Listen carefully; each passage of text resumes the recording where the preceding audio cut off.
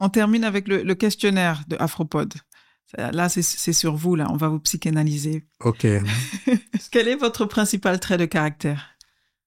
La cohérence, c'est quelque chose qui me définit. J'ai besoin que les choses soient cohérentes. C'est pourquoi j'aime pas du tout la tricherie, j'aime pas l'hypocrisie, j'aime la cohérence. Mais vraiment, tout le temps, il faut que ce soit cohérent. OK. Quel est votre plus grand défaut? Mon plus grand défaut, c'est... Je suis un peu perfectionniste. Oh, allez, c'est un demi-défaut, ça. C'est pas un demi-défaut pour... En fait, j'ai appris à le travailler au point que même moi, je me rends compte que ce n'est plus un défaut. Bon, alors dites-moi votre vrai défaut que vous avez encore aujourd'hui. Mon vrai défaut, je ne sais pas comment je peux dire que j'ai un vrai défaut. Parce que j'ai quand même été toujours au clair avec ce qui se passe en moi. J'ai fait ce travail, j'ai évolué. Je ne suis pas la même personne maintenant depuis des années. Mm-hmm. Je ne sais pas quel est mon défaut. Ce qui ne veut pas dire que j'ai pas de défaut. Oui. D'accord.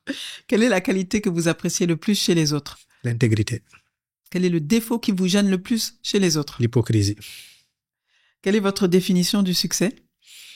Le succès, c'est être autonome, être bienveillant avec les gens. Voilà, c'est ça le succès pour moi. Qu'est-ce qui vous rend heureux? La spiritualité. Et pour vous, ça se traduit comment, la spiritualité? La connexion avec tout autour de soi, sans être dans le jugement. C'est l'humilité, c'est le respect de tout. Quel conseil vous donneriez à vous-même si vous aviez 20 ans aujourd'hui? Le conseil que je me donnerais, c'est davantage pratiquer la religion, comprendre tout le Coran, parce que je suis musulman à la base. Mais on n'en est pas toujours conscient. Mais bon, après l'apprentissage du Coran, c'est beaucoup plus tôt que ça. Si j'avais 20 ans, peut-être étudier davantage.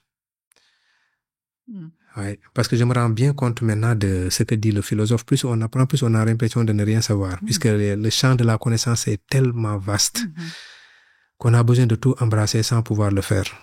Quelle est la plus grande leçon que vous ayez apprise ces 12 derniers mois? La plus grande leçon que j'ai apprise ces 12 derniers mois, ça revient à la spiritualité. J'ai compris qu'il faut être connecté à quelque chose de plus grand. Ça, c'est la plus grande leçon. Et c'est au point où je me dis que mais comment j'ai pu passer à côté de tout ça? Qu'est-ce qui vous a permis d'apprendre cette leçon? Il y a eu quelque chose en particulier, un événement? Il n'y a pas d'événement en particulier. J'ai juste